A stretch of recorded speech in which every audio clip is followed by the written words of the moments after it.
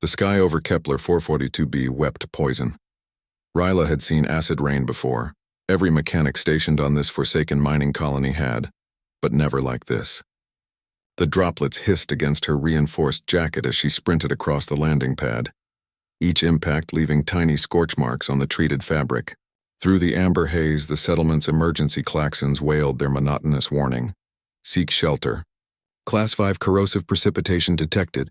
Everyone with half a brain was already inside. Everyone except her. Stupid.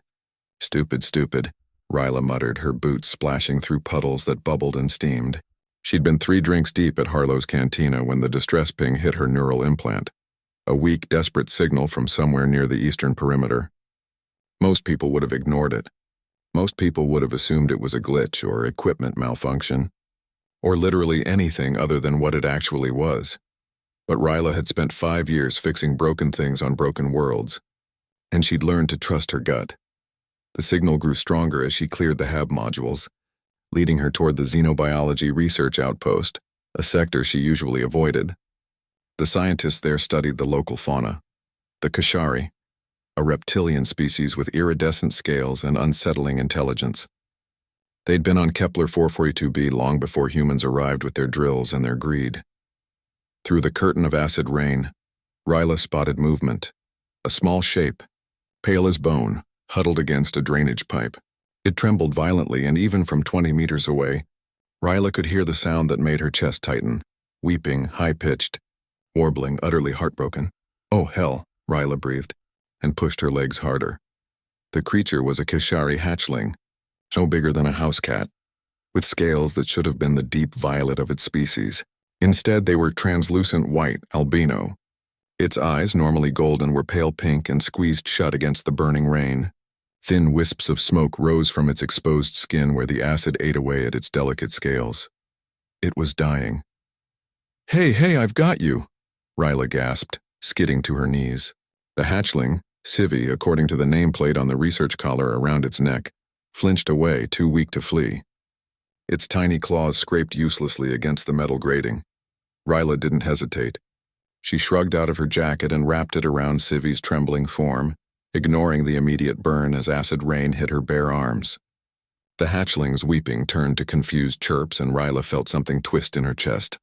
"Yeah, I know I'm the scary human," she said, pulling Civi close against her chest. "But I'm the scary human who's getting you out of this.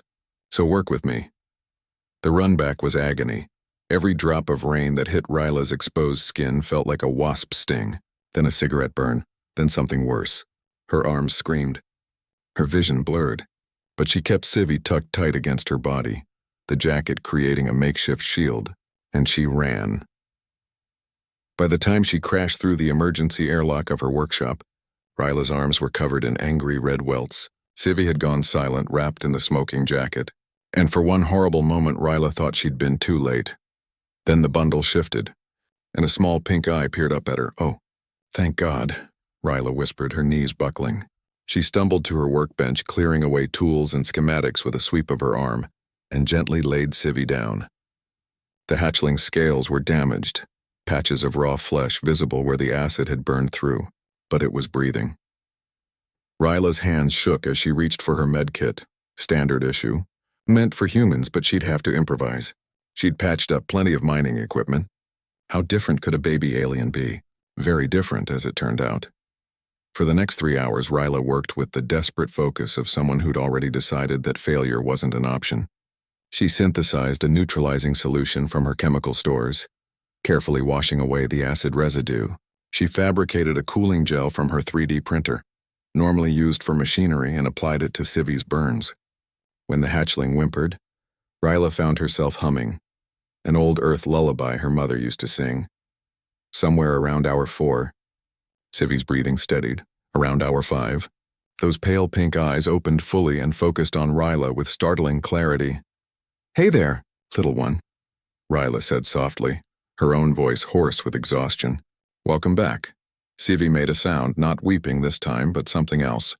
A chirrup, curious and tentative. The hatchling's head tilted, studying the human who'd plucked it from certain death. Ryla carefully extended one blistered finger. Civi sniffed it, then with heartbreaking gentleness, pressed its small snout against Ryla's palm. The workshop door hissed open. Ryla turned to find Dr. Venn, the xenobiology lead, standing in the entrance with 3 security officers. His face was pale. "We've been searching for—" He stopped, seeing Civi on the workbench. "The albino hatchling. You found it." "Found it?" Ryla's voice was cold. "I found it abandoned in a Class 5 acid storm. Collar still on, like someone just left it out there to die." Dr. Venn had the decency to look ashamed. "The research team made a difficult decision. Albino Kashari don't survive in the wild. We thought it would be more humane to let it dissolve in acid rain." Ryla stood, placing herself between Venn and Civi. Every burn on her arms throbbed, but she didn't move. "That's your version of humane? You don't understand the complexities of—" "I understand," Ryla interrupted, "that this little one was crying for help and nobody came. Nobody except one dumb human mechanic." Silence filled the workshop. Civi chirped again, pressing against Ryla's back. Dr. Venn sighed. "Protocol requires we take custody of—" "Try it," Ryla said quietly, "and see what happens." The security officers shifted uncomfortably. One of them, a grizzled veteran named Torres, cleared her throat. "Doc, I saw the medbay readings. Mechanic Ryla's got second-degree burns covering 30% of her arms. She ran through a Class 5 storm. For a hatchling," Torres met Ryla's eyes, "that's not someone who's going to give up custody easy." Dr. Venn looked between Ryla and Civi, then at his security detail, then back again. Finally he nodded. "Fine, but you're responsible for its care. All of it. Deal," Ryla said immediately. As the research team left, Ryla turned back to Civi. The hatchling had already fallen asleep, its small chest rising and falling peacefully. Ryla carefully stroked one translucent scale. Outside, the acid rain continued to fall. But here, in this small workshop on this poisonous world, a human mechanic and an albino hatchling had found something neither expected. They'd found each other. And maybe, Ryla thought as exhaustion finally claimed her, that was the most human thing of all, running headlong into danger for something small, fragile, and worth saving.